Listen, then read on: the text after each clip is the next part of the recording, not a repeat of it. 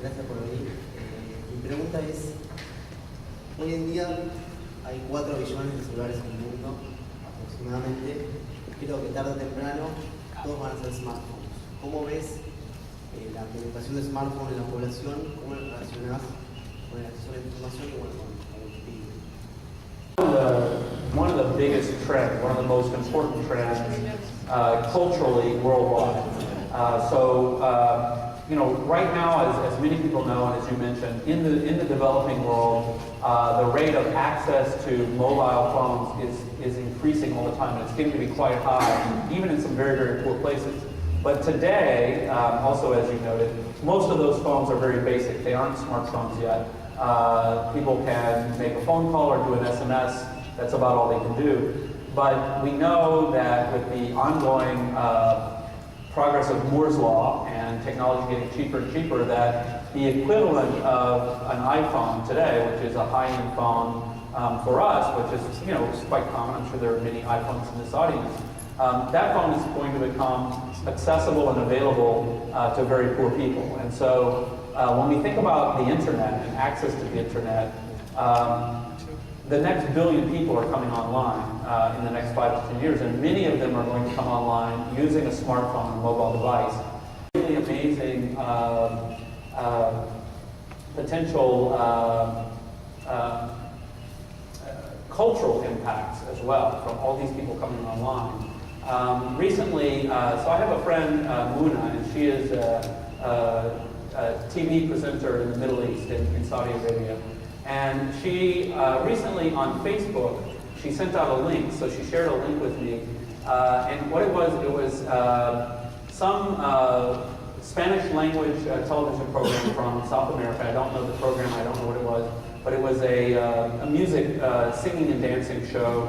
And they were singing and dancing, and they were performing a Bollywood song, and they were singing in Hindi with a Spanish accent, which to an English speaker is quite amusing to listen to.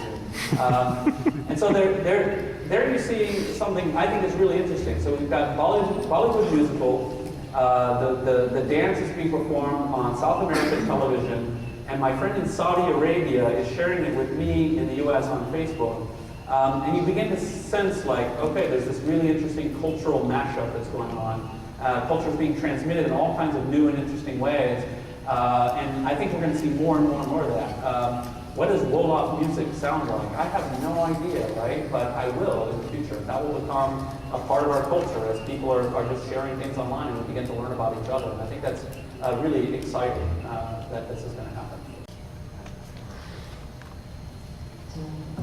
My question is a bit more personal, and I wanted to know what inspired you when you were young to become an entrepreneur and start something like Wikipedia, and what do you think, in your own opinion, are the best ways to inspire the young children of today to grow their passion for knowledge and to grow their passion for success?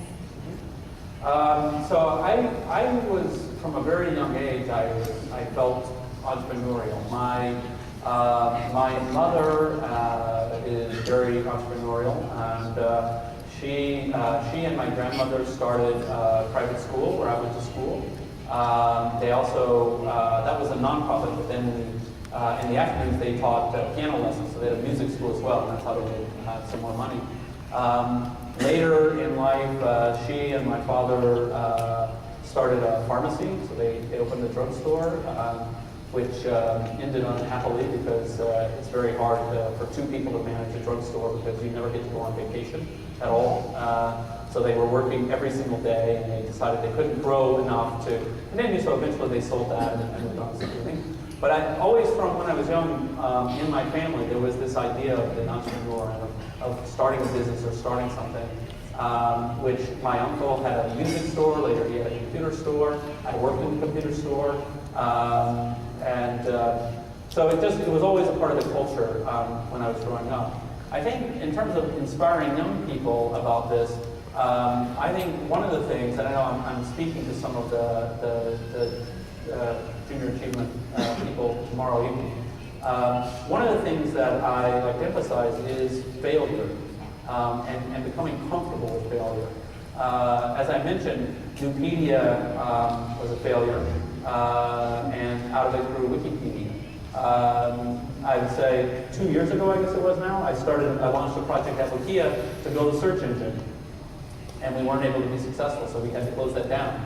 I announced a wiki about political campaigns that is an embarrassing, horrible failure. No one uses it, and it never became popular.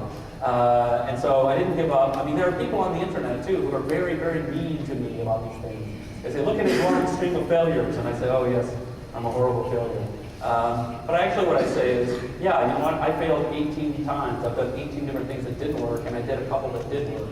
And that's what really matters. And so one of the things that I think is really important for young people in families is to have an acceptance of that, to basically make sure that their moms aren't getting too upset at them for failing at something. So that you can say, hey, you know what, I started this business, it seemed like a really great idea, and after 6 months it wasn't working. So what do I do now? Do I give up and get a job? Well, maybe for a little while. I got to make some money while I'm thinking about my next idea, right? But it's always about that attitude that having a failure in business does not make you a failure.